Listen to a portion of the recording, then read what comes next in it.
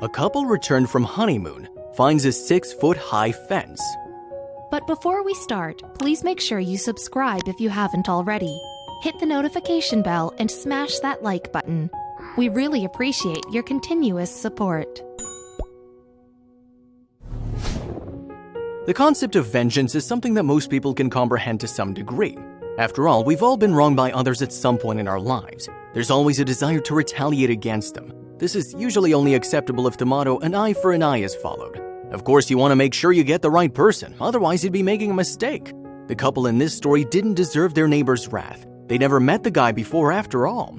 The couple went on their honeymoon and had no idea they'd be surprised when they returned home. Let's begin by introducing Thomas Entwistle to our story. He's a music teacher who's recently met his ideal woman. Rebecca was truly the love of his life. Intelligent and funny, she was especially close to her because of their shared love of music. She was a music teacher after all. They met at the same high school where they both worked, and it was there their love blossomed. They were head over heels in love in no time. When they announced they were getting married, their friends were taken aback. Their parents warned them against acting rashly, but it was insufficient to deter them. In a small wedding attended by their loved ones, Thomas and Rebecca became husband and wife. Everything went off without a hitch at the wedding. Following that, the couple was free to pursue their dreams together. They had no idea, though, that their lives were about to be turned upside down. They both wanted to live close to nature ever since they were children. Thomas and Rebecca desired to get away from the city's hustle and bustle. They wanted a peaceful lifestyle, so they began their search for the ideal home. They spent a lot of time going through classified ads and speaking with real estate agents. And they finally found the right one after so much effort. It was a lovely home in the middle of the woods. They had a feeling this was supposed to be theirs. It was ideal because it was both secluded and close to the city. It wouldn't be difficult for them to get downtown if they ever needed to. The couple inspected the property and found it to be satisfactory. Thomas and Rebecca talked about it some more before deciding to buy it. Was this, however, the best option?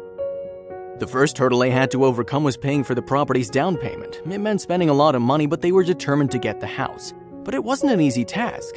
In order to raise the funds they needed, Thomas and Rebecca began giving private lessons. It's a good thing they had enough money in their savings account to pay for it quickly.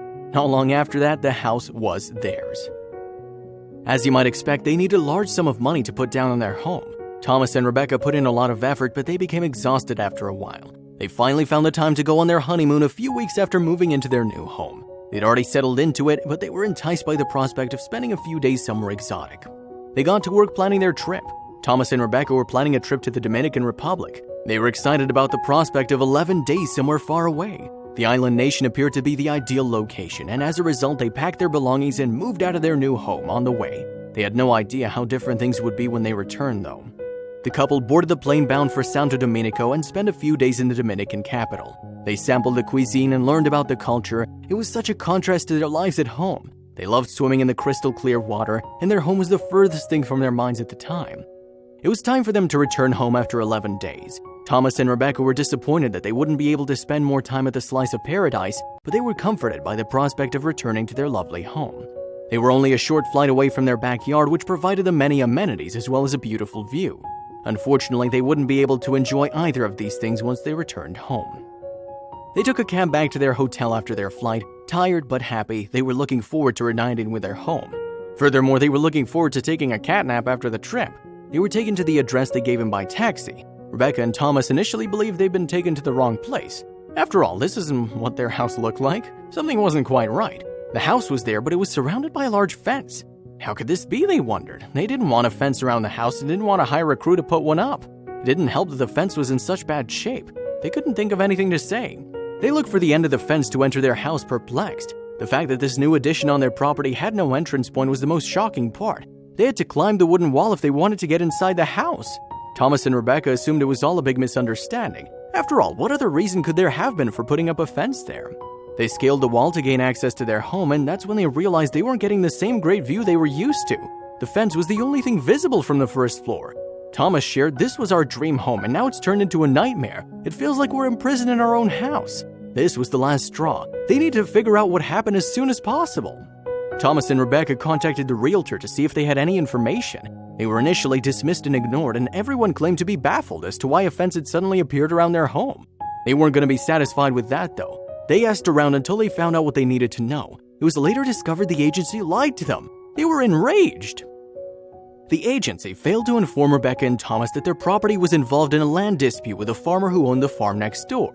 He was the one who put up the fence and his name was David Priest.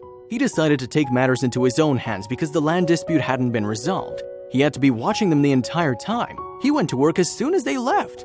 For the newlyweds, this was supposed to be a relaxing time. Unfortunately, the situation put a lot of strain on their relationship. Thomas and Rebecca were determined to find a solution to the fence issue, but they couldn't do so due to legal constraints. They had to stay trapped inside until the authorities permitted them to dismantle it. Regrettably, this proved too much for Rebecca. She despised the feeling of being trapped in her own home. It was supposed to be a safe haven for her. Rebecca left her apartment and moved in with her parents until the problem was resolved. She explained that whenever she saw the fence around the house, she felt like crying. Because the farmer was bullying them, she had no choice but to do what was best for her sanity. What, on the other hand, did Thomas have to say? Thomas made the decision to remain in the house. He was enraged as well, but he wanted justice for what happened. He immediately contacted his lawyer and inquired as to what they could do. His lawyer did a thorough examination of the case, and he came back with good and bad news. The good news first, Thomas had the legal right to remove the fence according to the lawyer. It would entail hiring someone who could dispose of it without fear of legal repercussions. But there was one flaw. It was also the farmer's right to put it up again. The couple felt hopeless after the second part. They didn't want to go to the trouble of tearing it down only to have the farmer rebuild it. If it meant returning to normalcy, Thomas was willing to go to any length. He was unconcerned about the costs. He remained in their home and began making phone calls. He attempted to contact anyone who might be able to assist him with a problem. It was fortunate his plea was answered just as he was about to give up. Sylvia Little, a local councilwoman, stepped in to offer assistance. She couldn't help but sympathize with Thomas and Rebecca after hearing their story. She wanted to do everything she could to assist the couple. After all, she joined the local council to make a positive difference in the lives of their neighbors. But first and foremost, she needed to see the fence for herself. Sylvia couldn't help but be shocked after seeing it with her own eyes. Why would a farmer do something like this to a couple he'd never met before? The councilwoman advised Thomas to contact Persimmon Homes and request assistance. Unfortunately, the company turned them down, claiming the homeowners didn't own the land on which the house was built. It was fortunate Sylvia was also tenacious. She used her position as a councilwoman to exert pressure on the authorities to investigate. Sylvia wanted to help Thomas and Rebecca, even if it would take a while. The councilwoman was able to get the authorities' attention after numerous phone calls and meetings. She even orchestrated an investigation of the couple's fence that surrounded their home.